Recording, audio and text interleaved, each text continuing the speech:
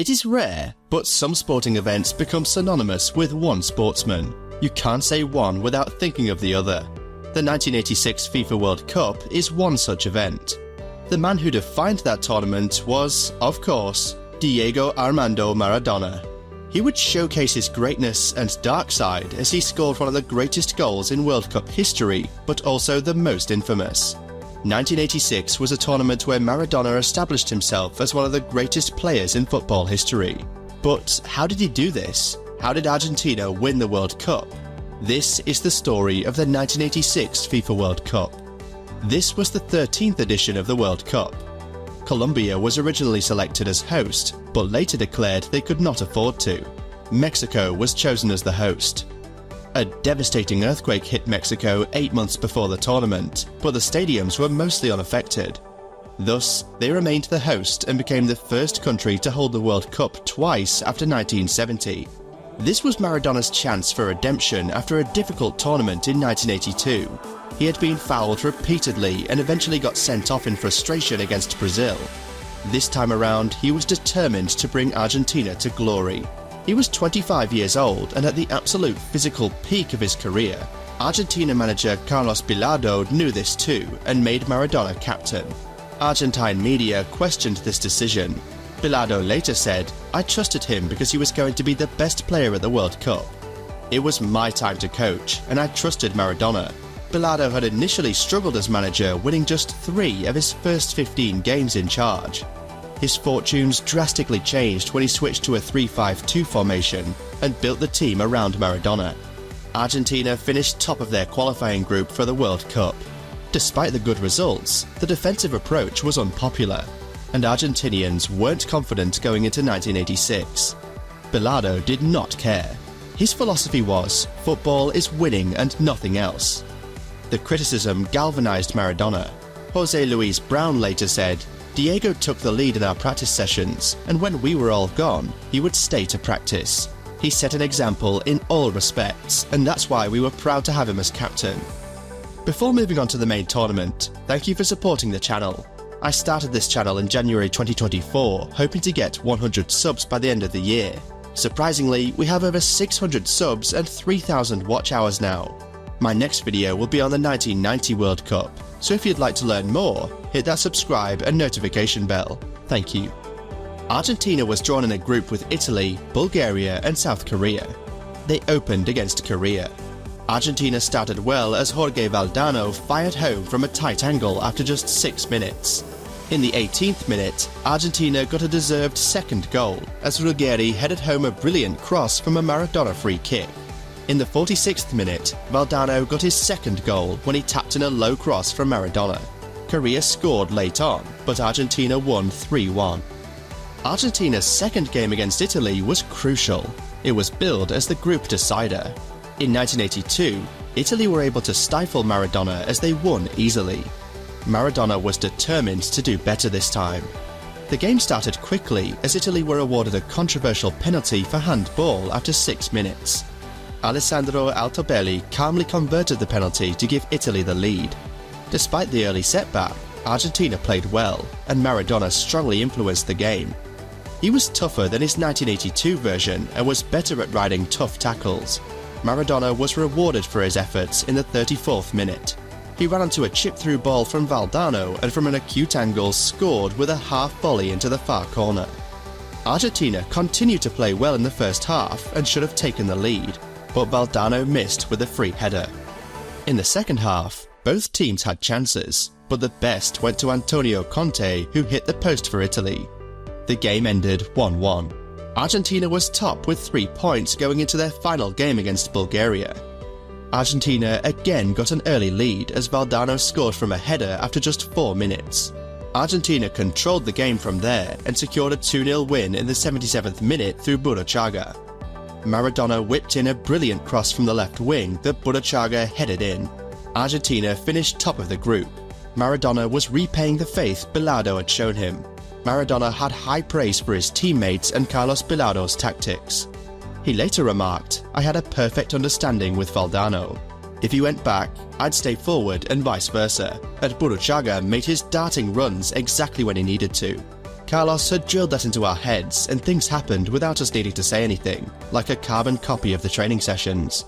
The 1986 edition finally saw the removal of the second group stage and reverted to a straight knockout format. But it was a little strange. There were only 6 groups, meaning more than 2 teams had to qualify to get 16 teams for the second round. The 4 best third-placed teams also qualified.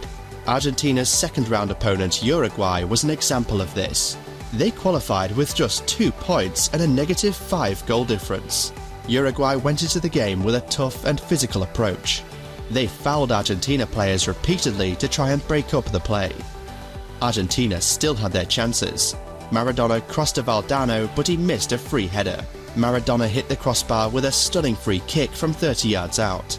Finally, in the 42nd minute, Argentina were rewarded for their dominance. The ball deflected to Pedro Pasculi, who fired the ball in from close range. Argentina dominated the rest of the game and could have scored more, but the game ended 1-0. On the 22nd of June in Mexico City, Argentina faced England in the quarter-finals. The game would be one of the most controversial in World Cup history, a game that would define this World Cup and Maradona's career. The 2 teams were already football rivals due to the 1966 quarter-final, but the Falklands War just 4 years earlier increased the tension further. Close to 1,000 died between the two during the conflict. The match was emotionally charged. The game was preceded with newspaper headlines such as "It's war, señor." Before the game, fights broke out between both sets of supporters in Mexico City and the stadium. England was more open than Argentina's previous opponents, which allowed a more end-to-end game. Argentina had more of the ball, but the best chances of the first half fell to England. Peter Beardsley managed to get the ball before the Argentine goalkeeper Neri Pumpido on the right side of the box. This left the goal wide open. Beardsley then took an ambitious curling shot from the right wing, which just hit the side netting. It was in just 4 minutes of the second half that this game would become legendary. In the 51st minute, Maradona cut inside from the left, played a low pass to Valdano and continued running, hoping for a return pass. But Steve Hodge was there, who tried to clear it but miscued. The ball would instead loop backwards toward the English penalty box. Maradona and England goalkeeper Peter Shilton both ran for the ball. Maradona was 8 inches shorter than the 6'1" goalkeeper, but still jumped up to the challenge with a header as Shilton tried to punch it away. Maradona quickly realised he wasn't getting there first and instead used his left hand above his head to knock it past Shilton and score into the empty net. England players immediately protested the goal and appealed for a handball. Even the Argentina players hesitated before celebrating. Maradona later said, "I was waiting for my teammates to embrace me and no one came. I told them, 'Come hug me or the referee isn't going to allow it.'" Incredibly, despite most of the stadium seeing the handball, the 2 most important people on the pitch did not. Neither the linesman nor Tunisian referee Al Bin Nasser claimed to have seen the handball. To the fury of the England players and fans, the goal stood. Argentina was 1-0 up. Maradona had gotten away with it. Do you think this is the most controversial goal in World Cup history? Let me know in the comments below. Just 4 minutes later, in the 55th minute, Maradona showcased his genius. He received the ball in his half about 60 yards out. He took 2 lovely touches which enabled him to dance away from both Beardsley and Peter Reid before driving into the England half. He then feinted past Terry Butcher, then Terry Fenwick as he moved into the penalty box. All the while, Peter Reid chased him but could not get near enough to tackle. As Maradona approached the goal, Shilton charged out. But Maradona feinted again before touching the ball past Shilton, and from an acute angle, Maradona toe-poached the ball into an empty net, as Terry Butcher made one last desperate attempt to bring him down. In 4 minutes, Maradona showcased his dark side and his footballing genius. He scored arguably the most controversial goal in World Cup history, followed by the goal that would later be voted the greatest goal in World Cup history. Maradona would later comment about England's defending, "I don't think I could have done it against any other team because they all used to knock you down. They're probably the noblest in the world." This goal would be dubbed the goal of the century. Do you think this is the best World Cup goal ever? England manager Bobby Robson was now forced to make attacking substitutions. He brought on both John Barnes and Chris Waddle. Barnes made a big impact as he terrorised the left wing. In the 81st minute, Barnes dribbled down the left flank and put in a brilliant cross that Gary Lineker headed home from close range. England almost repeated the trick. Barnes once again put in a wonderful cross from the left wing, and Lineker looked certain to head it in, but incredible last-ditch defending from Argentina prevented the goal. The game was over. Argentina had won 2-1. England was furious after the game. English media headlined with the cheat goal and a blatant act of cheating. Despite the blatant handball, Argentina showed no remorse in the years after the incident. They seemed to relish the goal even more because of the rule breaking. Jorge Valdano remarked, "There isn't a single Argentine willing to say to the referee, 'Look, it wasn't a goal. We've been brought up to celebrate cheekiness and cunning.'"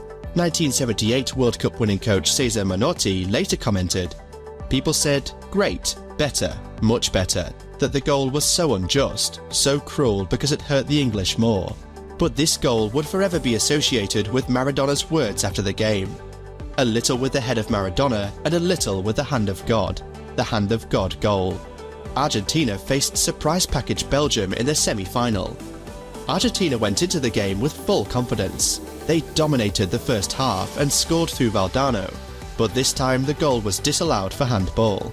Belgium did have one golden chance in the first half as they intercepted a pass and countered, but the linesman incorrectly called it offside as multiple Belgians were cleaned through on goal.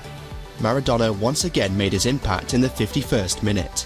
He ran onto a through ball in the box, and with the outside of his left foot, he placed the ball beautifully into the far corner. In the 63rd minute, Maradona scored another fantastic solo goal. He got the ball 35 yards out and proceeded to weave through 4 Belgians before firing it into the far corner. Argentina won 2-0 and were in the final. West Germany were waiting for them. The final was played on the 29th of June in front of 114,600 fans. The game would become one of the greatest World Cup finals ever. Both teams started well, but Argentina scored first. In the 22nd minute, Argentina put in a cross from a free kick that German keeper Schumacher tried to punch away but missed. This left Jose Brown a wide open goal to header it home. In the 56th minute, Argentina doubled their lead with a wonderful counter-attack. Valdano picked up the ball on the right side of the Argentina box and drove into the midfield. He passed to Maradona, who took a quick touch before passing it on to Hector Enrique. He then spotted that Valdano had continued his run and played a through ball. Valdano then slotted the ball into the far corner to double Argentina's lead. Germany, of course, fought back.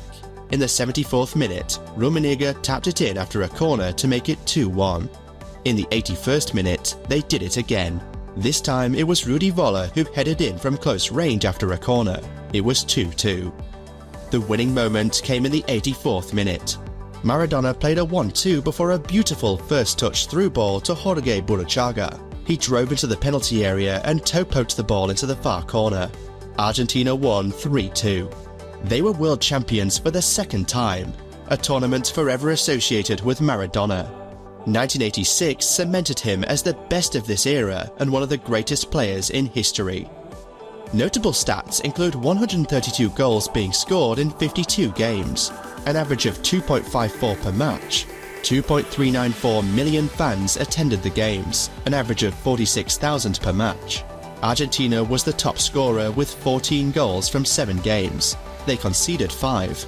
Lineker won the Golden Boot with 6 goals. Maradona won the Golden Ball. He scored 5 goals and got 5 assists. Well, that was the story of the 1986 World Cup. Please do hit like, the subscribe button and the notification bell. Thank you for watching.